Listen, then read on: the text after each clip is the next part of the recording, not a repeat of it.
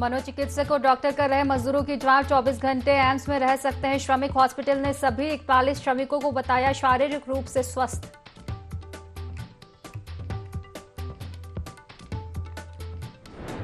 बचाव अभियान में काम करने वाले सभी कर्मियों के लिए भी घोषणा। कर्मियों को 50,000 रुपए दी जाएगी राशि, प्रोत्साहन राशि। सीएम धामी ने की घोषणा।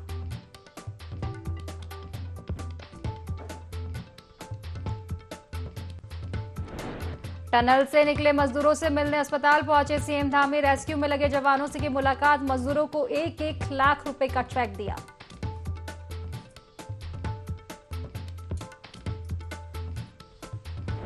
और जल्द घोषित होगी प्रदेश कांग्रेस की कार्यकारिणी। प्रदेश की तरफ से एआईसीसी को भेजी गई सूची। कांग्रेस हाईकमान की मुहर का इंतजार।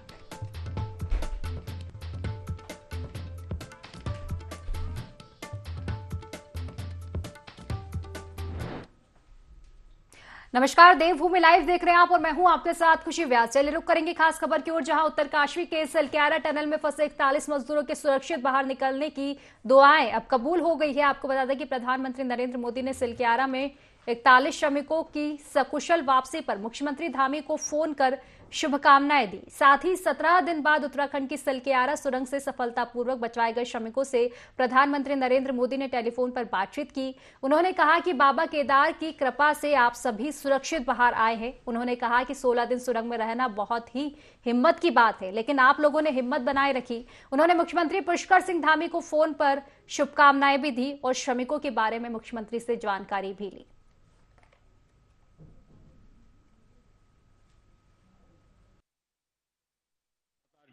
हेलो, नमस्ते सर। नमस्ते। क्या शुभ नाम आपका? शबा अहमद बोल रहा हूँ sir, Navayuga engineering company limited से सर। देखिए, मैं मेरा टेलीफोन जो है उस स्पीकर पे रखा है ताकि मेरे साथ जो लोग बैठे हैं वे भी आपकी बातें सुनना चाहेंगे। सबसे पहले तो मैं सभी आपके और आपके सभी साथियों को बधाई देता हूं। एक सुखरूप हम इतने संकट के बाद भी निकल पाए और मेरे लिए तो बहुत ही खुशी की बात है। मैं शब्दों में वर्णन भी नहीं कर सकता हूं, वरना कुछ भी बुरा हो जाता तो शायद मन को इतनी कैसे संभाल पाते कहना कठिन था। तो ये केदारनाथ बाबा की, बद्रीनाथ भगवान की कृपा रही कि हम सब स्वकुशल आप लोग आए हैं। और 16-17 दिन समय कम नहीं होता है। आप लोगों ने बहुत बड़ी हिम्मत दिखाई और एक दूसरे का हौसला बनाए रखा। ये सबसे बड़ी बात है, क्योंकि ऐसे समय यानी रेलवे के डिब्बे में भी साथ साथ चलते हैं तो कभी न कभी तो तू मैं हो जाती है, लेकिन उसके बावजूद भी आपने सारा धैर्य रखा। मैं लगातार जानकारियां लेते रहता था, मुख्यमंत्री जी से भी लगातार संपर्क में रहता था। मेरे पीएमओ के भी अफसर वहाँ आकर के बैठे थे, तो जानकारियाँ रहती थी, लेकिन चिंता तो कम होती नहीं है। जानकारियों से तो समाधान तो होता नहीं है। हरिद्वार वन प्रभाग ने पर्यावरण संरक्षण के लिए नगर वन की स्थापना की है। नगर वन में जापान की मियावाकी तकनीकी का इस्तेमाल करके जंगल बसाया गया है और साथ ही रुद्राक्ष वन की स्थापना भी की गई है। आगे भी इस पद्धति का इस्तेमाल किए जाने की अधिकारियों की योजना है। हरिद्वार के नगर वन में आधुनिक ग्रीन हाउस संचालित कर खास प्रजाति के पौधों को भी उगाया जा रहा है। यहाँ तैयार की गई नर्सरी में फलदार और फूलों के पौधों को लेने के लिए दूर दूर से लोग आते हैं।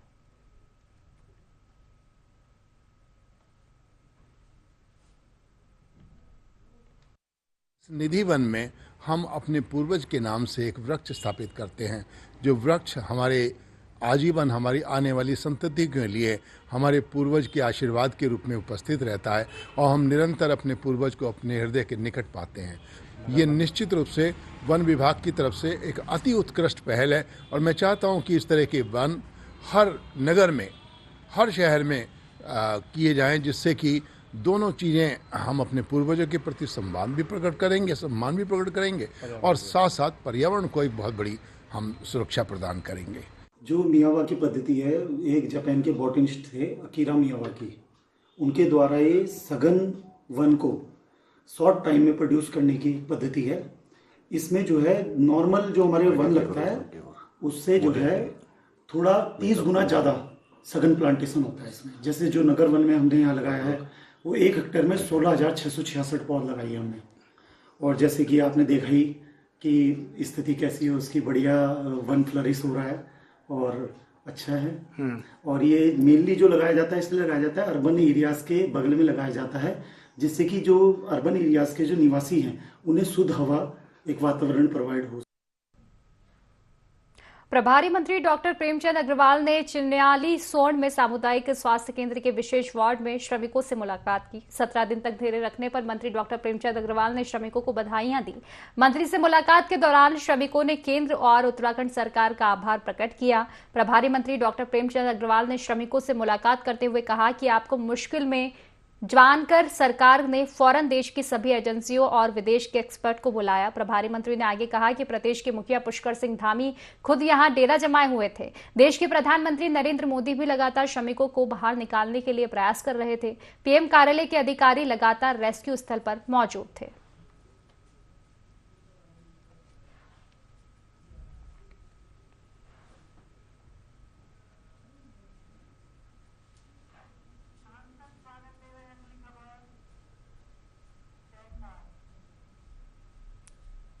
तो राज्यसभा सांसद नरेश बंसल अक्सर पहुंचे, जहां पर भारतीय जनता पार्टी कार्यकर्ता और व्यापारियों ने उनका स्वागत किया। इस मौके पर सांसद ने कहा कि देश की नरेंद्र मोदी जैसे नेता का चमत्कारी नेतृत्व मिला है, जिससे देश में लगातार प्रगति हो रही है। सबका साथ, सबका विकास, सबका विश्वास, सबका प्रयास, यह सार्थक हो रहा है। हमने आर्थिक जगत में प्रगति की है, हमने हर क्षेत्र में प्रगति की है।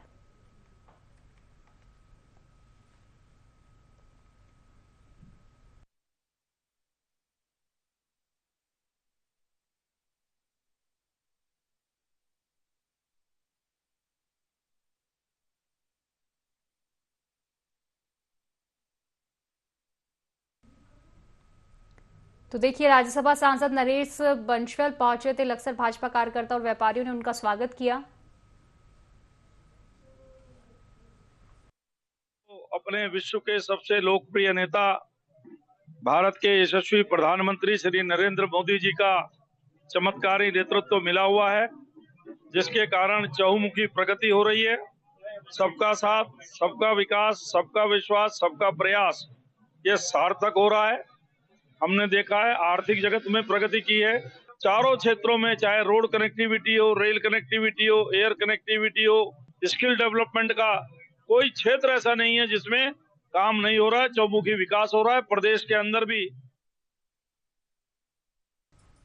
तो 2023 ईजा बैनी महोत्सव का आयोजन हल्द्वानी के MBPG कॉलेज में किया जा रहा है, जिसमें मुख्य अतिथि उत्तराखंड के मुख्यमंत्री पुष्कर सिंह धामी शामिल होंगे, जहां लगभग 30 से 35 हजार महिलाओं के आने की संभावनाएं हैं। इस आयोजन में महिलाओं के उत्थान के लिए और उनके प्रोत्साहन के लिए एक कार्यक्रम जिला प्रशासन के द्वारा भी किया जा रहा है। इसके लिए प्रशासन ने पूरी तैयारियां कर ली है। इस कार्यक्रम को भव्य बनाने के लिए जिला प्रशासन की तरफ से नगर में स्टेट नगर आयुक्त, जिला अधिकारी और उप जिला अधिकारी नैनीताल को नियुक्त किया गया है। वहीं समिति के सचिव पंकज उपाध्याय ने बताया कि 11 बजे कार्यक्रम प्रारंभ होगा। अभिनंदन कार्यक्रम ईजाबानी महोत्सव नैनीताल प्रस्तावित है। माननीय मुख्यमंत्री जी द्वारा मातृशक्ति का अभिनंदन किया जाना है, विभिन्न योजनाओं को लोकार्पण शिलान्यास किया जाना है और मातृशक्ति द्वारा विभिन्न क्षेत्रों में जो कार्य किया गया है उसके उनके कार्यों का, उनके उत्पादों का प्रदर्शन किया जाना है। इसके साथ साथ पूरे कार्यक्रम के माध्यम से मातृशक्ति के सामाजिक और आर्थिक समृद्धिकरण की दिशा में काम करने का प्रयास किया जा रहा है। जनपद के सभी एसएचजी को आमंत्रित किया गया है और हमें उम्मीद है कि ज्यादातर एसएचजी की मातृशक्ति यहाँ पर उपस्थित होंगी और अन्य जो मातृशक्ति विभिन्न क्षेत्रों में कार्य करें उनको भी आमंत्रित किया गया है। मंगलौर कोतवाली क्षेत्र के लिब्बर हेड़ी से सनसनीखेज मामला सामने आया है। बताया जा रहा है कि लिब्बर हेड़ी का रहने वाला एक किसान अपने खेत में गया था। इसके बाद खेत में उसका लहूलुहान शव मिलने के बाद ग्रामीणों में दहशत का माहौल पैदा हो गया। फिलहाल मंगलौर कोतवाली के तमाम आला अधिकारियों ने मौके पर पहुंचकर शव का पंचनामा बनाया है। वहीं कुछ ग्रामीणों का आरोप है कि किसी अज्ञात हत्यारे ने किसान पर ट्रैक्टर चढ़ाकर उसकी हत्या की है।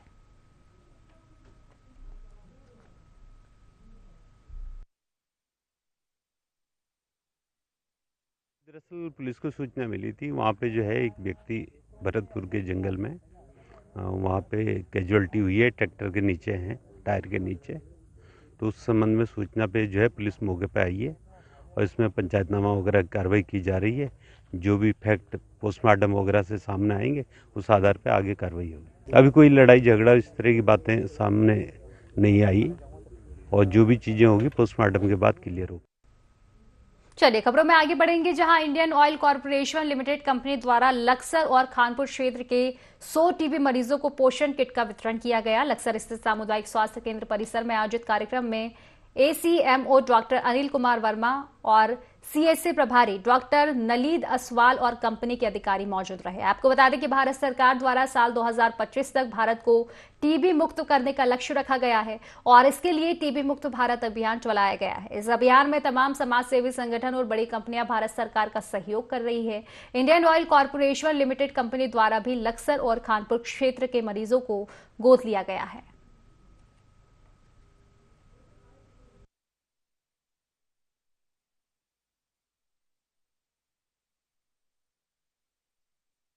जो भी हमारे टीबी पेशेंट हैं उनको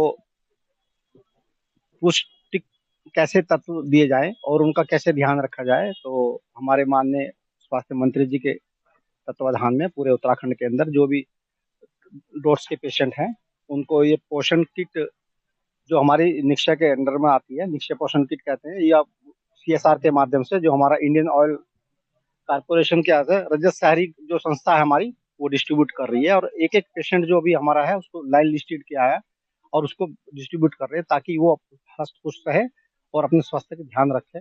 और उनको ये भी देख रहे हैं कि हर पेशेंट को, चाहे डॉक्टर्स ने भी गोद लिया है, हमारे माने सीएमओ साहब, डीएम साहब भी, उन्होंने भी एक पूरी स्ट्रेटेजी अपनाई कि कोई भी पेशेंट हमारा न रह जाए, उसको गोद लिया जाए, अडॉप्ट किया जाए। प्रधानमंत्री द्वारा नक्शा मित्र योजना स्टार्ट की गई थी कि टीबी मुक्त भारत करेंगे, जिसके अंतर्गत 2025 तक का संबंध है कि भारत को टीबी मुक्त करेंगे, जिसके अंतर्गत दवाइयां जो निःशुल्क मिलती हैं। फिर दूसरा मेन इशू आता है पोषण पे, कि बहुत से लोगों को जो ऐसी अवस्था में नहीं होते कि पोषण ले सही पे जाए, तो इसके अंतर्गत सरकार ने ये करा कि हम ऐसे लोगों को निक्षय मित्र बनाएंगे जो किसी एक टीबी पेशेंट को गोद ले सकते हैं। तो उसी के अंतर्गत आज आईओसीएल और रजत शहरी संस्था द्वारा डिस्ट्रिक्ट से ही गोद लिए गए हैं कुछ पेशेंट, जिसमें आज हमारे यहाँ लक्सर में 99 किटें पेशेंटों को गोद लेने के साथ साथ उन्हें किट बांटी गई। लक्सर में हफ्ते भर से नन्हे बच्चों में विभिन्न बीमारियां स्वास्थ्य विभाग के सामने चिंता का सबब बन रही है और सर्दी से अधिकांश निमोनिया और विंटर डायरिया बच्चों पर अत्यधिक आघात हो रहा है। लक्सर के सरकारी और निजी अस्पतालों में इसके आंकड़े भी बढ़ते जा रहे हैं। स्वास्थ्य विभाग के मुताबिक सर्दी और खांसी के अलावा निमोनिया के मामले सर्द मौसम के कारण बढ़ रहे हैं और मौजूदा बरसाती असर से संक्रमण का बढ़ना भी स्वाभाविक है। स्वास्थ्य विभाग द्वारा ऐसे लक्षणों का आभास होते ही तत्काल मेडिकल ट्रीटमेंट की सलाह दी गई है। बच्चों में पेट दर्द सहित उल्टियां, दस्त जैसी बीमारियां ज्यादा देखी जा रही है।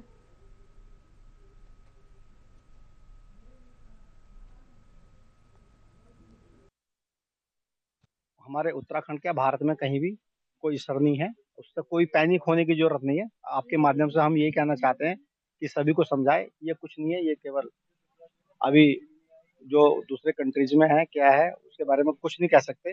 हमारे कंट्री में ऐसा कुछ नहीं है। जैसे सर्दी आती है जाती है तो बच्चों को थोड़ा सा उनकी इम्यूनिटी वीक होती है, तो बुजुर्गों में भी थोड़ा यही एहतियात रखें कि जैसे बाहर जाए तो अपने को कवर करके रखें। और बच्चे उठ के भाग लेते हैं ऐसे सर्दी में, तो उनके माता पिता को यही समझाएं कि बच्चे को नंगे पैर, उनके कान ढके रहने चाहिए ताकि उसको सर्दी लगे। अलर्ट हमारे सीएमओ सर के निर्देशन में कोई भी पेशेंट अगर आ रहा है तो उसको बहुत केयरफुली देखा जा रहा है और उसको हमारे यहाँ बच्चों के डॉक्टर्स भी हैं और उनको पूरा देख लोहाघाट डिपो की दिल्ली जाने वाली बस के परिचालक पर ठगी करने का मामला सामने आया है। इसकी शिकायत उत्तरांचल सदस्य एवं जन कल्याण समिति नंदग्राम गाजियाबाद के महासचिव श्याम सिंह बिष्ट ने परिवहन सचिव व मुख्यमंत्री उत्तराखंड से की है।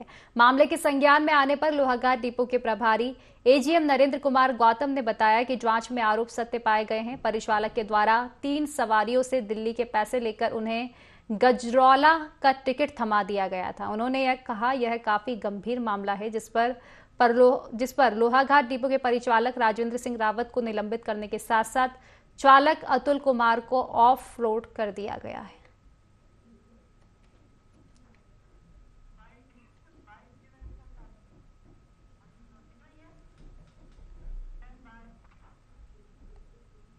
तो दुनिया का सबसे बड़ा और सबसे लंबा रेस्क्यू ऑपरेशन उत्तराखंड के उत्तरकाशी में कल रात पूरा हो चुका है और टनल के अंदर 17 दिन से फंसे सभी मजदूर सकुशल बाहर निकल लिए गए हैं।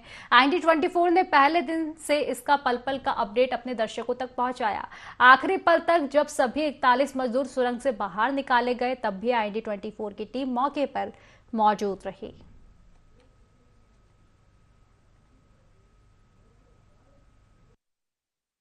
पहले उनके जीवन को सुरक्षित बचाते या उनको बाहर निकालते हमारी पहली प्राथमिकता थी कि कॉस्ट कितनी भी लगे। हमारे प्रधानमंत्री जी ने कहा था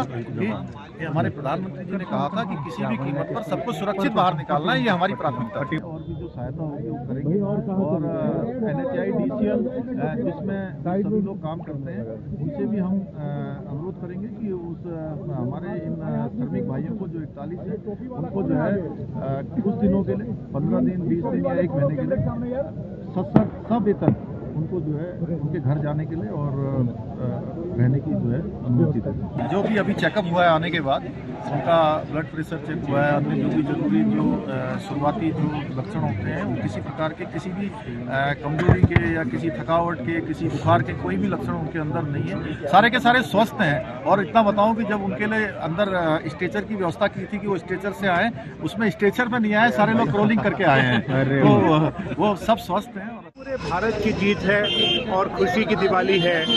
शायद हम कुछ दिन बाद मना रहे हैं, लेकिन इस दिवाली का माहौल, इस दिवाली की खुशी, इस दिवाली का आनंद बहुत अलग है। हमारे जो सहयोगी सचिव जो रोड ट्रांसपोर्ट हाईवेज के हैं, आज सुबह कुछ लोगों को लेकर के वहां मंदिर में पूजा अर्चना करने के लिए गए थे और ये हमें उनका ही आशीर्वाद है कि हम सफल हो। दिवाली भी होगी सर और होली भी होगी सर।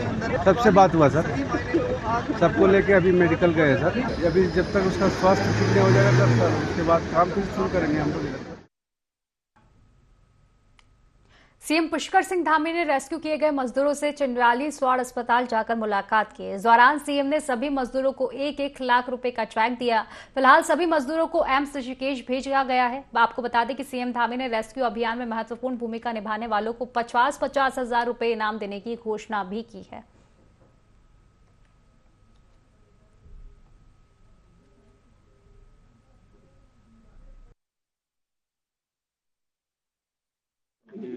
जांच हुई है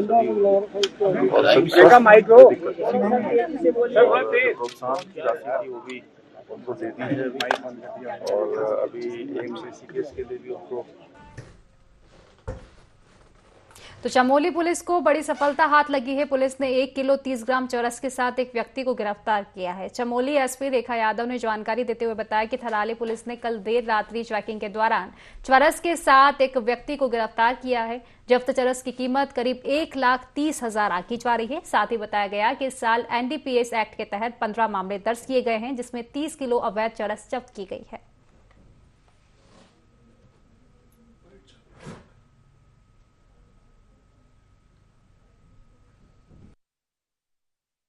हासिल हुई है, जिसमें रात्रि चेकिंग के दौरान एक रतगांव निवासी व्यक्ति के कब्जे से 1 किलो 30 ग्राम चरस बरामद हुई, जिसकी मार्केट में मूल्य लगभग 1,30,000 रुपए है। अभियुक्त के द्वारा चूंकि कॉन्ट्राबैंड उसके कब्जे से मिला था, उसके तहत सुसंगत धाराओं में अभियुक्त पंजीकृत किया गया। बाद गिरफ्तारी अभियुक्त को न्यायालय पेश किया जा रहा है। चूंकि व्यक्ति पकड़ा गया है, इसके आपराधिक इतिहास को खंगाला जा रहा है। अगर कोई आपराधिक इतिहास प्रकाश में आएगा तो उसको भी इन्वेस्टिगेशन में शामिल किया जाएगा, उस अनुरूप आगे कार्रवाई की जाएगी। इस पूरे प्रकरण को उजागर करने के लिए जो हमारी टीम ने अथक प्रयास किया है, उसको प्रशंसा के लिए मेरे द्वारा 2,500 के नाम पुलिस टीम के लिए अनाउंस किया। उत्तराखंड के उत्तरकाशी में सलक्यारा टनल में फंसे सभी 41 मजदूर सकुशल बाहर निकाल लिए गए हैं। 17 दिन तक अनवरत चलाए गए रेस्क्यू ऑपरेशन में ये कामयाबी मिली है।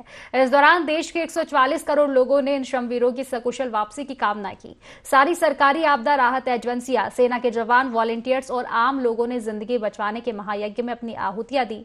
IND24 की टीम भी इस पूरे रेस्क्यू ऑपरेशन की साक्षी रही। देखिए रिपोर्ट। ये वो पल है जिसे देश या दुनिया कभी भूल नहीं पाएगी। ये वो तस्वीरें हैं जिसे देश वर्षों तक याद रखेगा। जब कभी भी इन तस्वीरों को याद किया जाएगा तो खुशी भी होगी और वो मनहूस दिन भी याद आएगा जब 2023 में देश दिवाली के जश्न में डूबा था, तो देवभूमि उत्तराखंड में भोखनाथ देवता की अनदेखी की गई और उसी दिन सुबह के करीब 5 बजे टनल में भू धसाव हो गया, जिसमें उत्तराखंड, यूपी, बिहार, हिमाचल प्रदेश, ओडिशा, असम और झारखंड के रहने वाले 41 श्रमिक टनल में फंस गए, जिसके बाद उत्तराखंड में दिवाली की धूम फीकी पड़ गई। बस ये आज हमारे इस पूरे क्षेत्र में दिवाली है, क्योंकि दिवाली के दिन ये हादसा हुआ था और आज हमारे सभी 41 श्रमिक भाई सकुशल बाहर आ गए हैं, वो स्वस्थ है। और बस मैं यही कहना चाहूँगा कि जितने भी चाहे हमारे बाहर से आए हुए कर्मचारी, श्रमिक, सभी को बहुत बहुत धन्यवाद है। चाहे ऑफर चलाने वाले हैं, UJVN, RVNL, ONGC, TADC और आप सभी को बहुत बहुत धन्यवाद है। जिला प्रशासन, पुलिस प्रशासन का भी, SDRF, NDRF, सबका बहुत बहुत सहयोग रहा। श्रमिकों के बाहर आने से कुछ घंटे पहले ही बाहर में एम्बुलेंस की तैनाती कर दी गई थी, ताकि बाहर आते ही सभी को अस्पताल पहुंचाया जा सके। सैकड़ों लोगों की भीड़ और दुनिया भर के मीडिया कर्मियों के जमावड़े को देखते हुए टनल से अस्पताल तक कॉरिडोर बना दिया था, ताकि किसी भी तरह की परेशानी ना हो। मीडिया कर्मियों को टनल के पास जाने की मंजूरी नहीं थी, लिहाजा सारे मीडिया कर्मी टनल से कुछ दूरी पर से ग्राउंड रिपोर्टिंग करते रहे। टनल के अंदर SDRF, NDRF पहुंच चुकी है, साथ में ही मुख्यमंत्री पुष्कर सिंह धामी भी टनल के अंदर है और कुछ ही पलों में जो है हो सकता है कि इनको जो मजदूर है उनको बाहर निकाला जाएगा। अभी उनको जो है गर्म कपड़े दे दिए गए हैं, साथ ही उनको जो है काला चश्मा भी मजदूरों को दिया गया है, ताकि जो है जब वो अंदर टनल से बाहर आए तो उनकी आंखों पे कोई गलत असर ना पड़े। साथ ही में जो है मुख्यमंत्री पुष्कर सिंह धामी जो है अंदर जो मजदूर फंसे हैं उनके परिजनों को भी अपने साथ ले गए हैं और यहाँ पे जो है 108 का पूरा जमावड़ा लग गया है। कुछ एम्बुलेंसें जो है टनल के अंदर भी चली गई। साथ में जो है टनल के अंदर एक 8 बेड का अस्पताल भी तैयार किया गया है, क्योंकि जब वो मजदूर पाइप के द्वारा बाहर निकलेंगे तो सबसे पहले उनको प्राथमिक उपचार जो है उन्हीं बेडों के ऊपर दिया जाएगा। 17 दिन तक टनल में अलग अलग राज्यों के 41 मजदूर फंसे रहे और अब सभी सुरक्षित बाहर हैं। जाहिर है उत्तराखंड के साथ साथ देश की जनता भी खुश है। मजदूरों के परिजन भी कई दिनों से सिलक्यारा में डेरा डाले हुए थे, लिहाजा अपनों को बाहर देखने के बाद जो खुशी इनके चेहरे पर है, ऐसी खुशी शायद इनके चेहरे पर कभी न दिखी होगी। इन 17 दिनों में रेस्क्यू ऑपरेशन के दौरान देश ने क्या नहीं देखा। अमेरिकी ऑगर मशीन से लेकर ह्यूम पाइप तक की तस्वीरें पल पल मीडिया की सुर्खियां बनी रहीं। पूरे भारत की जीत है और खुशी की दिवाली है। शायद हम कुछ दिन बाद तो फिलहाल की खास खबरों में बस इतना ही। आप बने रहिए IND 24 के साथ। नमस्कार।